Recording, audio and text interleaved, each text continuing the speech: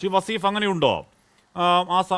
അത് രാഷ്ട്രീയ വേട്ടയാണെന്ന ജിൻഡോയുടെ ആരോപണത്തിന് മറുപടി പറയും. അതോടൊപ്പം ഇന്ന് എം വി ഗോവിന്ദൻ മാഷും പറയുന്നത് ഷാഫി പറമ്പിൽ എന്തൊക്കെ ചെയ്ത് ഈ പറയുന്ന രീതിയിൽ അതിനെ തുടർന്നാണ് കടന്നാക്രമണം എന്നൊക്കെ പറയുകയാണ്. അപ്പോൾ ഷാഫിയെ തടയൽ നിങ്ങളുടെ ഉദ്ദേശമല്ല എന്ന് ഡിവൈഎഫ്ഐ താങ്കൾ തന്നെ വ്യക്തമാക്കിയിട്ടും പിന്നെയും ഈ ആരോപണത്തിന്റെ കുന്തമുന ഷാഫിക്ക് നേരെ തിരിക്കൽ സ്ട്രാറ്റജിക്കലി നല്ല നടപടിയാണെന്ന് CPM കരുതുന്നുണ്ടോ ശ്രീ വി വസീഫ്?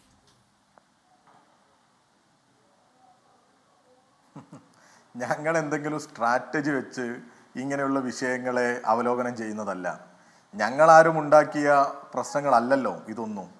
ഞങ്ങളാരും ഉണ്ടാക്കിയ പ്രശ്നമാണോ ഇതൊക്കെ? ഇദ്ദേഹത്തിൻ്റെ ഫോൺ ചാറ്റും ഫോൺ സംഭാഷണവും ഇദ്ദേഹത്തിനെതിരെ പരാതി കൊടുത്തതുമൊക്കെ ഞങ്ങളാണോ? ആരാ കൊടുത്തത്? ആർക്കാ കൊടുത്തത്? എന്താ അതിൽ ഇവർ പരിശോധന നടത്തിയപ്പോൾ ഇവർക്ക് ബോധ്യപ്പെട്ടത്? ശ്രീ ജിൻഡോ ഉൾപ്പെടെ അതിലെടുത്ത നിലപാടെന്താ? ഞങ്ങളാണോ?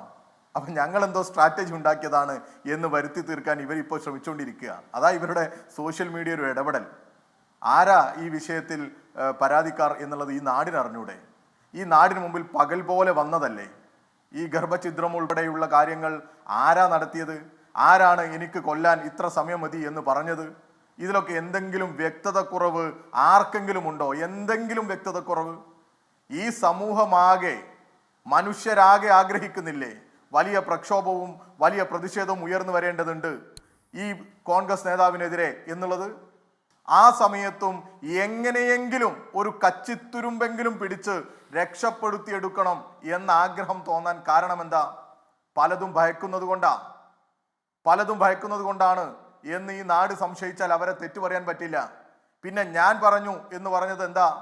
ഞങ്ങൾ എവിടെയെങ്കിലും, ആശ്മിയും കേട്ട് കാണും, എവിടെയെങ്കിലും ഞങ്ങൾ നടത്തിയ പത്രസമ്മേളനങ്ങളിൽ എവിടെയെങ്കിലും ഷാഫി പറമ്പിലിനെ തടയും എന്ന് ഞങ്ങൾ പറഞ്ഞിട്ടുണ്ടോ? പറഞ്ഞിട്ടില്ല.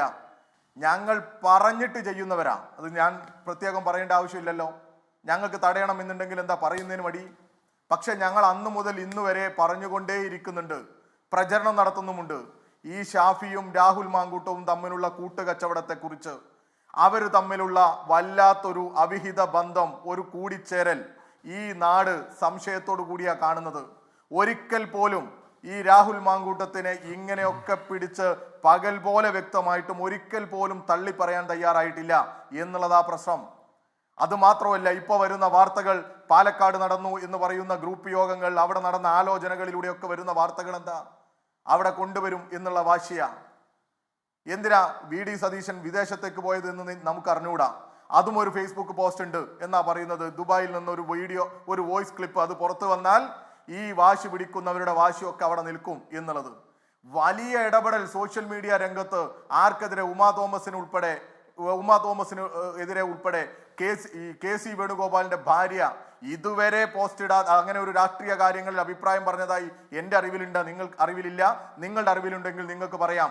അവര് പോലും, കോൺഗ്രസ് പ്രവർത്തകരുടെ നേതാക്കന്മാരുടെ കുടുംബങ്ങളിൽ നിന്ന് പോലും ശക്തമായ പ്രതിഷേധവും അമർഷവും വെറുപ്പും ഉയർന്നു വരുന്ന സാഹചര്യത്തിൽ ഇതിനെ വഴിതിരിച്ചു കൊണ്ടുപോകാൻ ആരാ ആഗ്രഹിക്കുന്നത്? അവരാ ആഗ്രഹിക്കുന്നത്.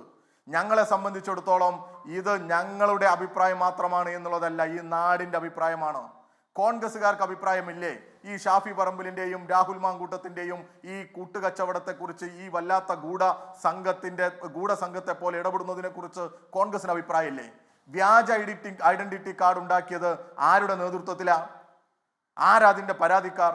ഞങ്ങൾ കൊടുത്തതാണോ? ഈ ആപ്ലിക്കേഷൻ ഉൾപ്പെടെ, മൊബൈൽ ആപ്ലിക്കേഷൻ ഉൾപ്പെടെ AICCക്ക് പരാതി നൽകിയത്, AICCക്ക് ഇത് അയച്ചു കൊടുത്തതും അത് പിന്നീട് മാധ്യമങ്ങൾക്ക് കിട്ടിയതുമൊക്കെ ആരിൽ നിന്നാണ്? കോൺഗ്രസ്സുകാരിൽ നിന്നല്ലേ? സിനിമാ നടൻ അജിത്തിന്റെ പോലും തലവെട്ടി ഇവര് കാർഡ് ഉണ്ടാക്കിയില്ലേ? നൂറുകണക്കിന് കാർഡുകൾ നമ്മുടെയൊക്കെ കൈകളിലേക്ക് കിട്ടിയില്ലേ? നമ്മൾ പറഞ്ഞ 2023 കാര്യമാണിത്. കൃത്രിമമായിട്ട് ഉണ്ടാക്കുന്നത് കേസിലേക്ക് എത്തുകയാണെങ്കിൽ നമ്മൾ പറഞ്ഞ 2023 കാര്യമാണ്.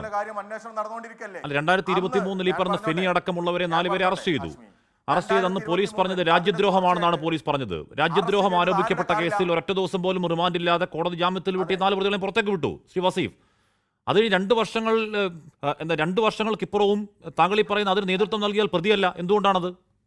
2 വർഷം കഴിഞ്ഞു. 2021 നവംബറിലാണെന്ന് എൻ്റെ ഓർമ്മ. അതാണ് ആശ്മി പറഞ്ഞത്. അന്വേഷണം നടക്കുമ്പോൾ നമ്മുടെ നാട്ടിൽ അന്വേഷണങ്ങളിൽ ചിലപ്പോൾ തെളിവ് കിട്ടാതെ നമ്മൾ ചിലപ്പോൾ അതിനെ കണക്ട് ചെയ്യാൻ പറ്റാത്ത സാഹചര്യം ഉണ്ടാകും. അന്വേഷണം നടന്നുകൊണ്ടിരിക്കുകയല്ലേ? അന്വേഷണം നടക്കുകയാണ്. അന്നും ഇവരുടെ മൊബൈൽ ഫോൺ ആവശ്യപ്പെട്ടിട്ട് കൊടുത്തില്ല. മൊബൈൽ ഫോൺ മാത്രമല്ല, ഇവർ ഈ സെർവറിലേക്കാണ് ഇതൊക്കെ റെക്കോർഡ് ചെയ്ത് വെക്കുന്നത്. നമുക്കറിയാലോ, സെർവറിന്റെ ലിങ്ക് ഈ കണക്ഷൻ ആവശ്യപ്പെട്ടില്ല, അതിന്റെ ആക്സസ് ആവശ്യപ്പെട്ടില്ലേ? കോടതി പോലും പറഞ്ഞില്ല ആ സെർവറിന്റെ ആക്സസ് കേരള പോലീസിന് കൊടുക്കണമെന്ന്. 11 12 തവണ നോട്ടീസ് അയച്ചില്ലേ ഇവരുടെ യൂത്ത് കോൺഗ്രസിന്റെ ദേശീയ നേതൃത്വത്തിന്? എന്നിട്ട് ആ സെർവറിന്റെ ആക്സസ് കൊടുത്തില്ലല്ലോ.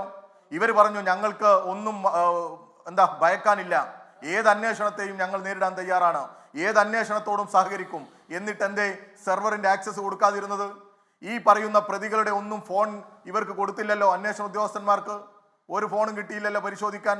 അല്ല, അപ്പൊ ഇപ്പോഴെങ്ങനെയാണ് തെളിവുണ്ടാവുന്നത്? ഓരോ ഘട്ടത്തിൽ അവരുടെ അന്വേഷണത്തിന്റെ ഭാഗമായി ഇവിടെ ജിൻഡോ പറയുന്ന രാഷ്ട്രീയ ആരോപണം എന്താണ്? അടിസ്ഥാനപ്പെടുത്തി ജിൻഡോ പറഞ്ഞ 2023 നവംബറിൽ ഉണ്ടായ ഒരു കേസിൽ അതിൽ ഹൈക്കോടതി പോലീസിനെ കടുത്ത ഭാഷയിൽ വിമർശിച്ചു എന്ന് പറഞ്ഞാൽ സ്റ്റേഷൻ പരിധി ഈ റിമാൻഡ് റിപ്പോർട്ടിലും നടപടിക്രമത്തിലും പോലീസിന് രൂക്ഷമായ വിമർശനം ഏറ്റുവാങ്ങേണ്ടി വന്നു കോടതിയിൽ നിന്ന്. കസ്റ്റഡിയിൽ നടപടിക്രമങ്ങൾ പാലിച്ചില്ലെന്ന് കേൾക്കേണ്ടി വന്നു പോലീസിന്. വീട്ടിൽ നിന്ന് റിമൂവ് ചെയ്തു എന്ന റിമാൻഡ് റിപ്പോർട്ടിൽ കടുത്ത ഭാഷയിൽ കോടതി വിമർശിച്ചു. ഒഫീഷ്യൽ റെക്കോർഡിൽ അത് റിമൂവ് ചെയ്തത് മനുഷ്യാവകാശ ലംഘനമാണെന്ന് കോടതി പറഞ്ഞു. അറസ്റ്റുകാരുടെ കയ്യിൽ എന്തെങ്കിലും വ്യാജരേഖ ഉണ്ടായിട്ടുണ്ടോ ഇല്ലെന്ന മറുപടി. ഒറ്റ ദിവസം റിമാൻഡില്ലാതെ ജാമ്യം കിട്ടിപ്പോയ കേസാണ്. ആ കേസിൽ ജിൻഡോ ചോദിക്കുന്നു, 2 വർഷങ്ങൾക്കിപ്പുറം രാഹുൽ മാങ്കൂട്ടത്തിലെ മറ്റൊരു കേസിൽ അന്വേഷണം നടക്കുന്ന സമയത്ത് ഇപ്പോൾ പുതിയ തെളിവ് കിട്ടിയ എന്താണെന്നാണ് താങ്കളുടെ ബോധ്യം? ശ്രീ വി വസീഫ്, അതിന് ജിൻഡോയ്ക്ക് നേർക്കുന്ന അവരോട് കൊടുത്തോളൂ.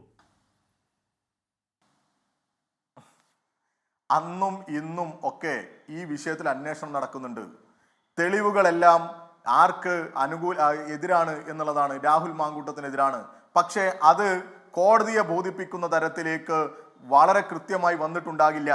അങ്ങനെ വരാത്ത സാഹചര്യത്തിൽ ഇവർ തെളിവുകളെല്ലാം നശിപ്പിച്ചുകൊണ്ട് ഇടപെട്ടുകൊണ്ടിരിക്കുക. ഈ അന്വേഷണത്തിൽ തന്നെ ഈ വ്യാജ ഐഡന്റിറ്റി കാർഡിൽ തന്നെ പരാതിക്കാരിൽ അല്ലെങ്കിൽ വിവരങ്ങൾ കൊടുക്കുന്നതിൽ ഭൂരിഭാഗവും കോൺഗ്രസ്സുകാരാ. അവരുടെ കൈകളിൽ നിന്ന് കിട്ടുന്ന തെളിവാ. ഒരു കോൺഗ്രസ്സുകാരന്റെ പരാതി തന്നെ അവർ പിൻവലിച്ചതിന്റെ വാർത്ത നമ്മുടെ കയ്യിലുണ്ട്. അവർ കൊടുത്ത യൂത്ത് കോൺഗ്രസ്സുകാരൻ കൊടുത്ത പരാതി അവൻ പിന്നീട് പിൻവലിക്കുക. കാരണം എന്താ? ഭീഷണിപ്പെടുത്തൽ.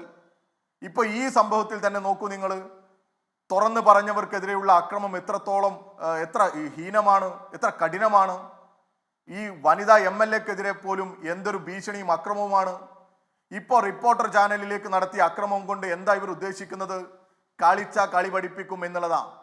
ഞങ്ങളോട് കളിക്കാനായിട്ടില്ല എന്നുള്ളത്. അത് ഏത് ചാനലായാലും അങ്ങനെ ഗുണ്ട സെറ്റപ്പിലേക്ക് ഇവിടെ തെരുവിലേക്ക് ഒക്കെ ഇറങ്ങി വലിയ ഭീഷണി ഒക്കെ അങ്ങ് കൊണ്ടുവരിക, അങ്ങനെ പേടിപ്പിക്കുക, അങ്ങനെ പരാതിക്കാരെ പിൻവലിക്കുക, തെളിവ് നശിപ്പിക്കുക, എല്ലാം ഇവർ ചെയ്യുന്നുണ്ട്. അതിനിടയിൽ എന്തോ ലിങ്ക് ക്രൈംബ്രാഞ്ചിന് കിട്ടിക്കാണും. അതെന്താണ് ലിങ്ക് എന്നുള്ളത് എനിക്ക് അറിഞ്ഞുകൂടാ. വ്യക്തമാണ് വ്യാജ ഐഡന്റിറ്റി കാർഡ് ഉണ്ടാക്കിയിട്ടുണ്ട് എന്ന്. ശരി, എന്തായാലും അന്വേഷണത്തിൽ വരട്ടെ. ഈ പറയുന്ന രീതിയിൽ എന്തെങ്കിലും പുതിയ തെളിവുണ്ടോ, അതിന്റെ അടിസ്ഥാനത്തിലാണോ ഈ പറഞ്ഞ ചോദ്യം ചെയ്യാൻ നോട്ടീസ്, എന്നാൽ നോട്ടീസ് കിട്ടിയിട്ടുണ്ടോ എന്ന കാര്യത്തിൽ രാഹുലുമായി ബന്ധപ്പെട്ട വൃത്തങ്ങൾ കൃത്യമായ വ്യക്തത തരുന്നുമില്ല. പോട്ടെ, നമുക്കത് വ്യക്തമാവട്ടെ.